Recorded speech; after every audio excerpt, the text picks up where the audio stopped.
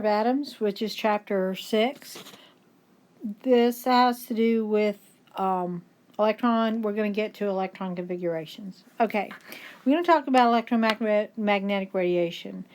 Energy has both properties of both a particle and a wave. If it's a particle, it has mass and occupies space. Waves, on the other hand, have no mass but carry energy. And we think about light as waves and things like baseballs, etc., as particles. But what we're going to find out is that if the particles are small, then we can have both. Okay? So when we look at the electromagnetic radiation, what you have is basically a sine wave, and you have an electric field in one direction, and the magnetic field is 90 degrees. Again, if you've had physics, you may have encountered this before, but so they're competing waves. This is part of the reason why when they talk about people who don't want to live under electric current lines, power lines, it has to do with the fact that you're moving electricity, therefore there's a magnetic component, and that's still out as to whether that's harmful or not. Okay, and when you're looking at waves, you really can't see light moving through the air, but you can see how the water is moving. So what we're going to do is look at the aspects of different waves. So the first thing that we're going to look at is the amplitude, which is the height of the waves. Now we're going to do it first because we're actually going to do the least amount with it. We'll talk about it a couple times, but that's it. What the amplitude tells you is the intensity of the light. And I've got a slide later that shows you. But basically, the higher the wave, the more intense it is. And this actually makes sense if you're standing in the shallows and a small wave hits you, it doesn't knock you down. But if the waves are really big, they're really high, then they have a whole lot more energy. Now, one of the properties that we are going to work with is frequency, and this is the number of waves that pass a given point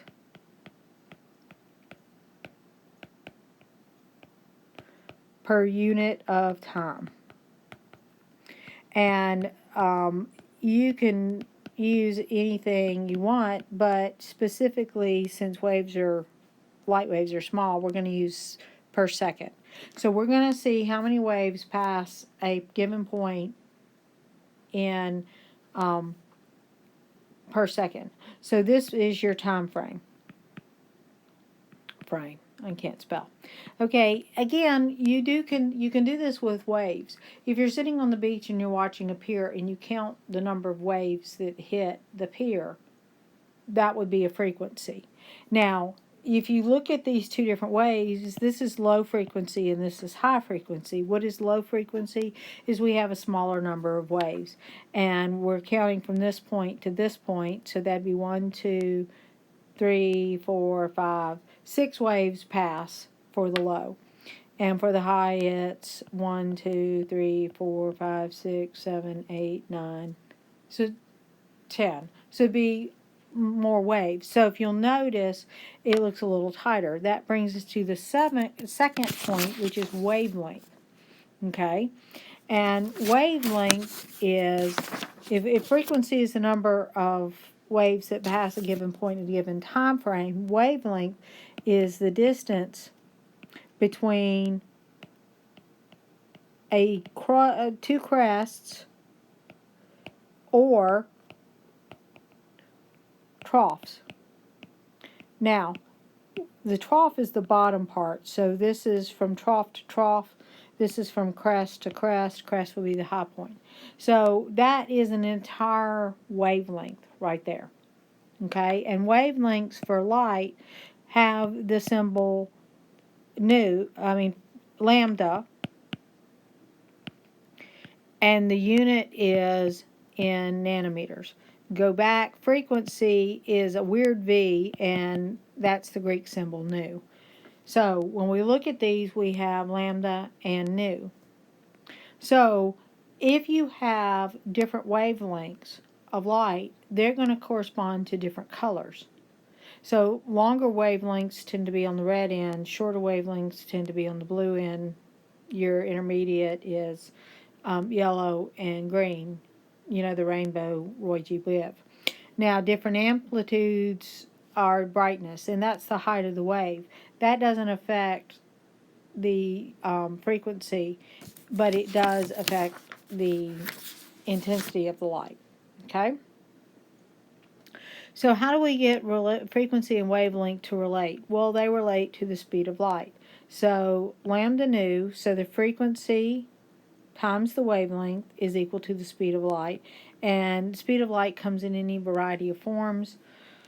The one we're going to use is going to be 3.00 times 10 to the 8th meters per second. So that brings us to, how do you work a problem? Well, lasers have a wavelength of 650 nanometers. What is this frequency of this light in hertz? Now, hertz is per second. Whoops, let me write that. Per second, or seconds to the minus 1. So frequency is in hertz, and wavelength is in nanometers. So we know that lambda nu is equal to c. So frequency is nu is going to be c over lambda. Now, if we look at it, this is 3.00 times 10 to the 8th meters per second. So again, we have to watch our units. We need lambda in meters, but we're given it in nanometers. Now, anybody remember how many nanometers are in a meter? Well, nano stands for 9, so 10 to the 9th nanometers is 1 meter. Or you could say 10 to the minus 9th meters is equal to 1 nanometer. It doesn't matter. Okay, so that means we've got 6.50 times 10 to the minus 7th meters. So we would put that in 6.50 times 10 to the minus 7th meters. So when we run the math, we'll get 4.6123 times 10 to the 14th hertz. So we're dealing with 3 significant figures, so 4.61 times 10 to the 14th hertz, or seconds to the minus 1. It doesn't matter which one you use. So hertz for most wavelengths tend to be about 14, give or take, you know, to 15 or 16. 13 to 15, whoops, wrong direction. And so on this one, we're going to calculate the wavelength of light, and the violet light having a frequency of 32 times 10 to the 14th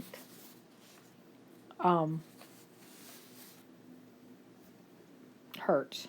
So again, lambda nu is equal to c. So what we need is we need the wavelength, which will be c over nu, which is 3.00 times 10 to the 8th, divided by the frequency, which is 7.32 times 10 to the 14th, seconds to the minus 1. This is meters per second, so that'll flip up and cancel. So what we end up with is 4.0956 times 10 to the minus 7th meters. But we want it in nanometers, so remember, 1 meter is 10 to the 9th nanometers. So we end up with 409.56 nanometers. We're using 3 significant figures, so 410. And since we need that third one, we would put a decimal after it to get the third significant figure. Okay? So that basically, the speed of a light will allow us to go back and forth between frequency and wavelength of light. So let's go back and look at the electromagnetic spectrum. And if you'll look at it at the high end, and at the high end, notice we have frequency down below and wavelength at the top. So very short wavelengths and high frequency, you're going to have really high energy gamma rays. Then it's X-rays, ultraviolet. Only this really small area right here is where the human eye can see. That's the visible region. It's about 4 to, they've got 750, but most places round it to 800. For simplicity, below visible is infrared, that's heat, microwaves, and radio frequencies. Radio frequencies are on the order of magnitude of a wavelength of a football field. Now, a couple things I want you to look at is notice that this is the high end of the spectrum. This is the low. So if you talk about red shifts and blue shifts, you're talking to low energy or high energy. This is over here. This is a prism. And as the light goes, the white light goes through the prism, you get your rainbow. And some of you may have played with this if you've gotten your hands on a prism. Prisms are fun. And if you'll notice, this girl is sitting here and all of the colors coming in, but only this wavelength is coming out. When you see a color on a shirt or something, the color you're seeing is what is reflected. Everything else is absorbed. So when you spin a color wheel, what color do you think you get? Okay, a lot of people think black. No, actually, when you're spinning a color wheel, what you're basically doing is reflecting everything. So you see white light. White light is everything. Black light is not black UV light, but black light, this black, is the absence of color. Okay, here's another one, and this is pretty much the same thing. I just like to point it out because it shows you X-rays, sun lamps, heat lamps, microwave, cell phones, TV, AM radios, etc., how they fall into the category. Now, with the COVID stuff, they're talking about ultraviolet light being able to kill these particles, these viruses, and they tend to do that well because if you look at it, and this is from an old one, Harcourt, and I always just like this because they throw in the dog. The dog is actually at the end of the microwaves to the radio waves. The radio waves get a whole lot longer. But again, here's where your viruses are. So the UV light here can kill the viruses. Now, be aware that your spectrum, this visible, is very small. Also in the UV range, insects like bees and stuff can see items, colors, etc. So when we talk about a black light, we're talking about a UV light is what it really is, a black light, and that's what they're using to sanitize things. But it's really cool to look at some flowers, etc., under a UV light because you actually see things that you wouldn't see otherwise. And that's really what the bees see. So if you like that stuff, it's kind of cool to look at. All right. So let's talk about the types of radiation in the electromagnetic scale. The highest energy are the gamma rays. These are high energy rays that are going to pass through solids.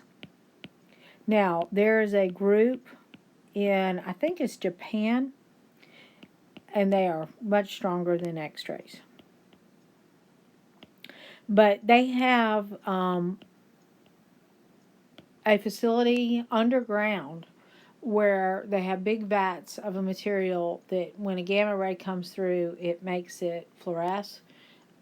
Basically, you can see it as a trail. And so they can count gamma rays. So a gamma ray isn't going to hurt you because going straight through you, it doesn't stop.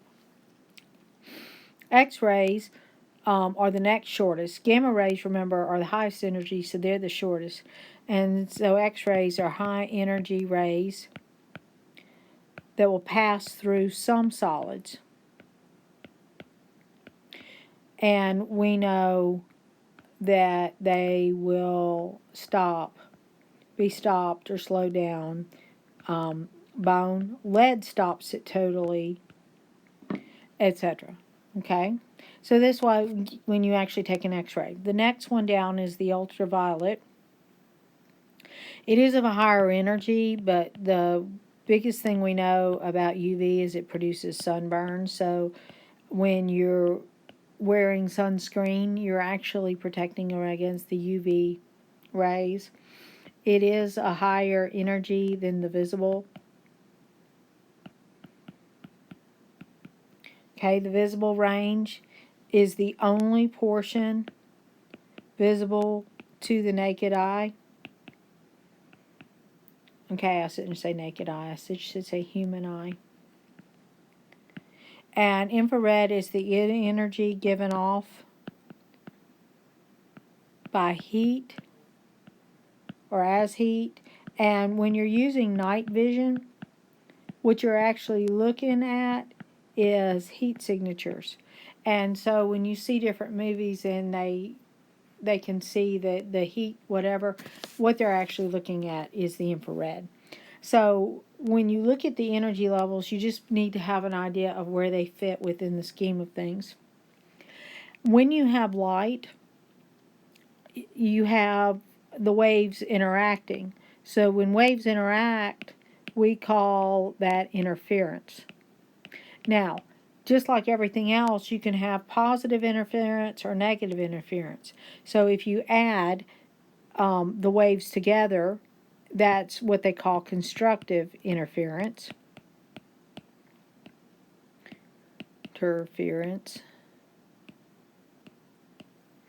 If you subtract, that's destructive interference. And what destructive interference? Okay, and so what happens is if you have the waves in phase, then you get the same wavelength, but your intensity goes way up. Whereas if you have destructive, they're perfectly opposite, then you get no light at all. And this is actually fun to play with if you're playing with polarized lenses, because what they do is they attenuate the light so that you get different values. Okay? And the bottom line is that we can relate the temperature to the color or scene. We talk about white light and black light or no light. We talk about white hot. We talk about blue flames, yellow flames. So a yellow flame is lower energy than a blue flame, which is high energy. So if you're watching magicians and they play the game where they put their hand in the flame, which I don't recommend. I don't want to do that. Bottom line is the flames are always like a yellow color. There's very little blue to it, because this is like an acetylene torch. Oh, this is cool. I didn't know I could write on black. Woo! Alright, so this is like a acetylene torch, and you'll see how hot you can get this nail. You can have things glow red hot, and that means that they have a lot of heat or energy in it. But a blue flames are really high energy. So when the magician is playing with the flames, he's going to, again, yellow is still hot. Don't get me wrong. But the yellow, if you put your hand through it fast, is probably not going to hurt you. And in case you didn't know, they usually put a lotion on that's protective. But if you were to do that with a blue flame, you would fry yourself.